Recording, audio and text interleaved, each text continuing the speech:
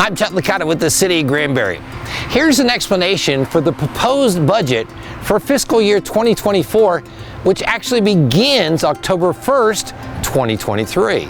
The city's budget is a detailed plan of where the money comes from and where it will be spent to uphold the city's mission and vision for the future. By law, the city cannot plan to spend more than it brings in. Here are the citywide expenditures by type.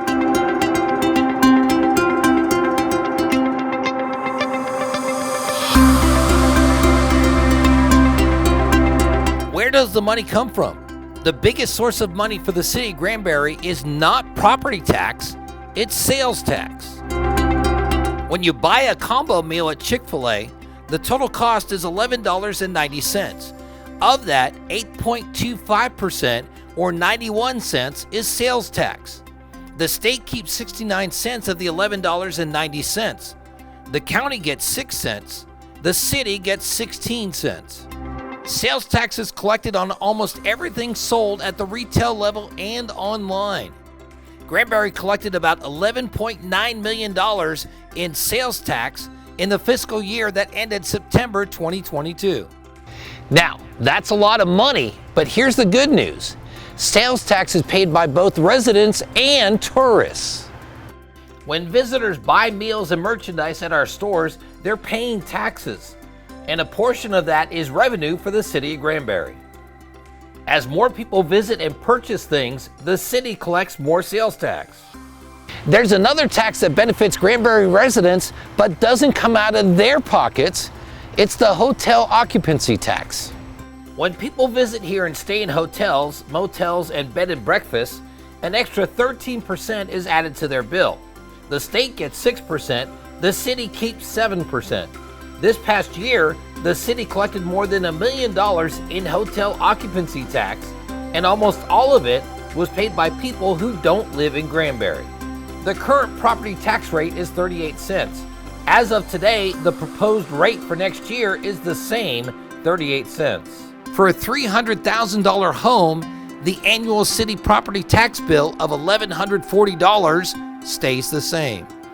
Under the proposed rate in our example, for the same $1,140 as last year, you'll be getting excellent police and fire protection, city street maintenance, clean water to your home, wastewater taken from your home, electricity, beautiful parks, tourism, building code plan review and inspection, planning and zoning, economic development, municipal court, airport, mosquito control, animal control, many more services, and the people, management, and infrastructure to operate the city. One thing that's important to note, the city does not set the appraisal value of your home, the Hood Central Appraisal District does. Over the last decade, they've been increasing appraised values. This coming year, appraised values will rise 15%. City council members have considered the rising property appraisals and intentionally kept the city tax rate at or below other cities. There are a few more noteworthy sources of city revenue to explain. First, a quick explanation of the city-owned utilities and the revenue they bring in. Customers are charged for what they use, the cost of operating and maintaining the systems, and there's some money collected to fund anticipated future growth. Like everything else, the cost to operate utility systems increases every year. Those costs are passed on to customers.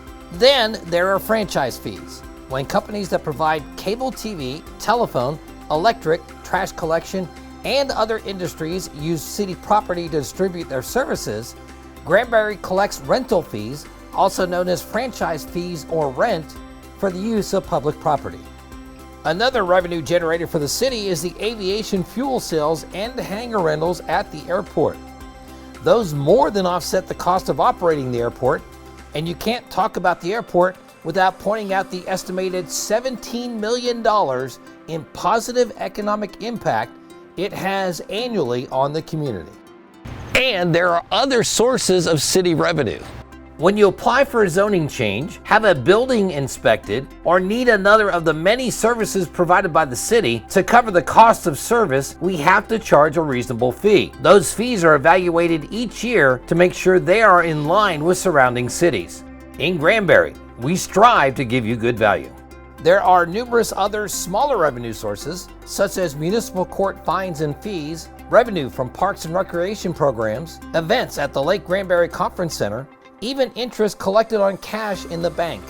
All are meticulously tracked by the various city departments and accounted for by the finance department. That explains where the city revenue comes from. Now, what are some of the most impactful ways the money is spent? The most important city asset is our staff. After careful review, the proposed budget includes these new positions. And the city is investing in the future, offering 5 part-time paid internships. It is council's goal to put $1 million in the annual budget for street improvements. The roads selected are based on a study of conditions. This coming year, we plan on redoing 5 miles of Old Acton Highway from US Highway 377 to the city limits, and also Kalinko Drive. Due to the economy, this will be a lean year for big new purchases or programs to the annual budget, but there are some. Information technology improvements, including bringing geographic information systems in-house. We're beginning a 2-year project, updating the comprehensive plan. The police department is buying and equipping 4 new vehicles, upgrading to a digital ticket program, and purchasing other equipment. A wide variety of equipment needs for numerous departments are being met. The Lambert Branch Park and city swimming pool are getting needed refurbishments. There's a big investment in maintenance of the utility system. The increasingly popular Lake Granbury Conference Center will get items which make attending events more enjoyable. Here's the complete list of capital projects.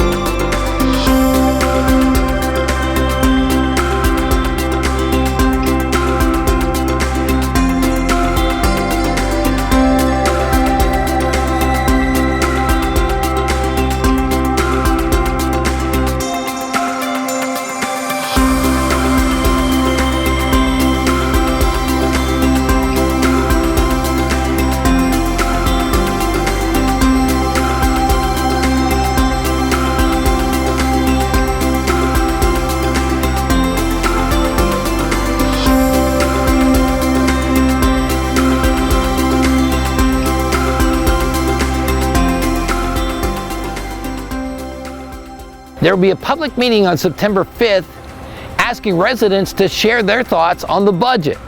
Now, there's a bunch of budget information, archives, current budgets, and line-by-line detail available at granbury.org/opengov. For the City of Granbury, I'm Chuck Licata.